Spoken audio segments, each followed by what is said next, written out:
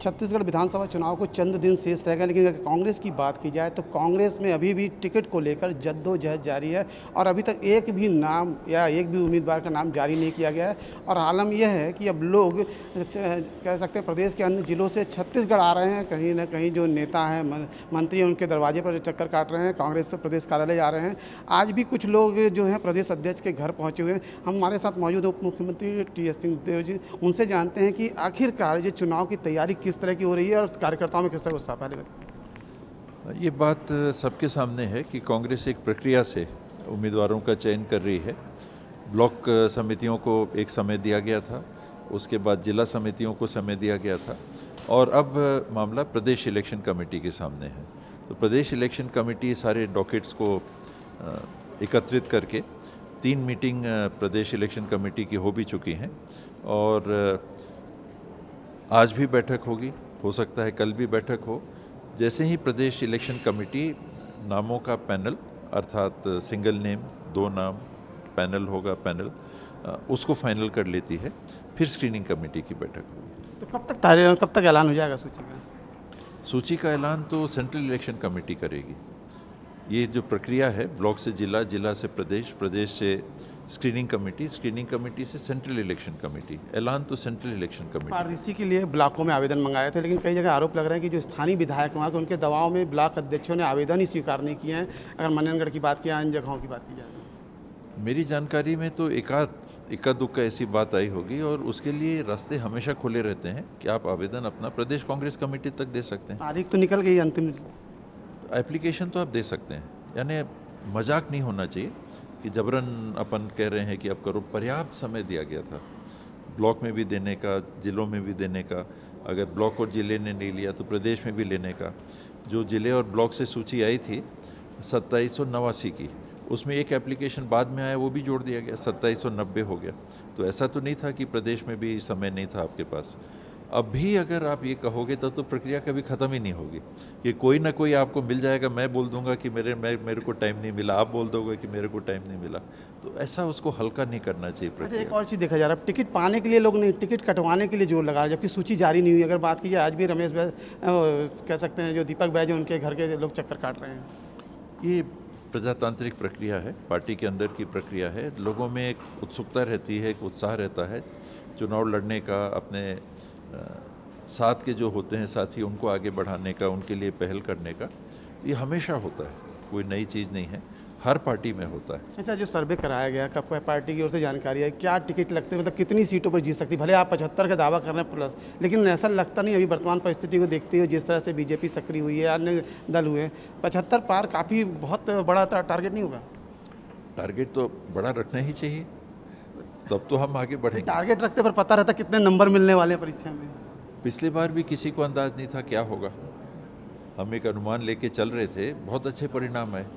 जब लोगों ने ऐसा परिणाम का हम लोगों को सहारा दिया, सहयोग दिया और सरकार ने काम किया, अच्छा काम किया, तो मन में ये बात तो रहती है कि हम थोड़ा और आगे बढ़ते। तो बाई इलेक्शंस में साथ दिया, नगरीय निकायों के चुनाव में साथ दिया, पंचायती राज के इलेक्शंस में साथ दिया, अन्य जो परिस्थितियां बनी उसमें ऐसा वातावरण लगता है कि मैंने कहीं नहीं सुना कि सरकार ने ख़राब काम किया, ऐसा लोग बोल रहे हैं। कैंडिडेट्स के ऊपर कभी कभी बात आती है कि कहीं किसी का 19 हो, 20 हो, ये बात अलग बात है, लेकिन मैंने 90 के 90 सीट में सरकार ने अच्छा काम नहीं किया, ये मैंने नहीं सुना। तो इस पे हमको बिल्ड करना है, इस पे हमारा कैंडिडेट्स का चयन होता है तो पब्लिक फिर से अच्छा परिणाम दे सकती है। पूर्व मुख्यमंत्री के क्षेत्र में कल हुंकार भरी गई प्रदेश अध्यक्ष, जो आपके राष्ट्रीय अध्यक्ष हैं, उनने, और उसको लेकर कहा गया कि जो देश के सबसे गरीब या पिछड़े हुए जो जिले हैं उसमें उनका क्षेत्र शामिल है, राजनांदगांव। अब उनने किस नाते उस समय मुख्यमंत्री जी ने कहा था कि जो 110 जिले हैं देश के पिछड़े, उसमें कहीं ना कहीं राजनांदगांव का भी नाम था। उनने खुद ही ने शामिल करवाया था। रमन सिंह जी जब थे तो उन्होंने आका होगा कि जिस जिले से वो प्रतिनिधित्व करते हैं वो सबसे पिछड़ा है, जिस लोकसभा क्षेत्र से प्रतिनिधित्व करते थे वो सबसे पिछड़ा है, उनके लड़के जिस लोकसभा क्षेत्र को प्रतिनिधित्व करते थे वो सबसे पिछड़ा है। देश में सर्वाधिक गरीबी रिजर्व बैंक ने छत्तीसगढ़ में पाई थी, 39.89%। देश में सर्वाधिक किसी भी प्रांत में गरीबी रेखा के नीचे लोग थे तो वो रिज़र्व बैंक ने पाया था। अभी वही केंद्र की संस्थाएं कह रही हैं कि 40 लाख लोग छत्तीसगढ़ में गरीबी रेखा के ऊपर आ गए।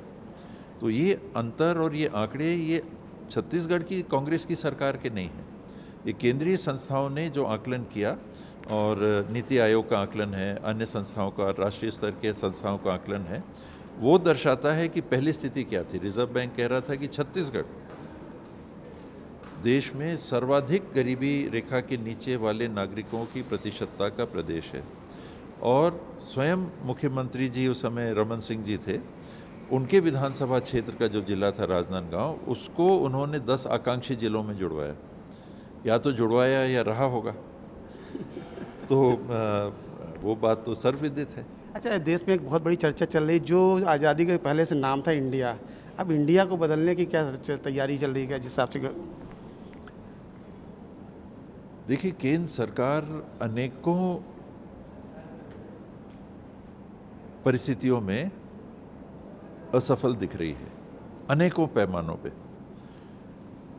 आप अंतर्राष्ट्रीय या देश की सीमाओं की बात करें, वहाँ पर बात हर प्रकार की आ रही है।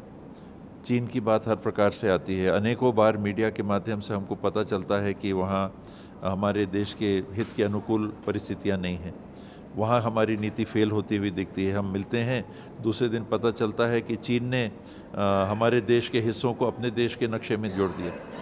तो अंतर्राष्ट्रीय स्तर पे जो नीतिगत हमको सफलता मिलनी चाहिए, मैदान की बात तो छोड़ें, वहाँ हम विफल दिख रहे हैं, मैदान पे विफल दिख रहे हैं। अर्थव्यवस्था की बात करें तो अर्थव्यवस्था की बात में जो आंकड़े प्रस्तुत हो रहे हैं, उनको चुनौती दी जा रही है कि आप बता रहे हैं कि इतना प्रतिशत हमारी प्रगति हो रही है, हमारा जीडीपी पिछले 3 महीनों में 7.6% सबसे ध्यान भटकाने के लिए और कुछ नहीं। मणिपुर हो गया, अन्य मुद्दों को आप देखिए। जैसे इंडिया नाम यदि बदला जाता है, यदि चेंज किया, तो उसमें आप लोग की क्या रणनीति रहेगी आगे? उसमें तो पहले ही संविधान में लिख रहा है इंडिया दैट इज भारत। नया चीज़ क्या है?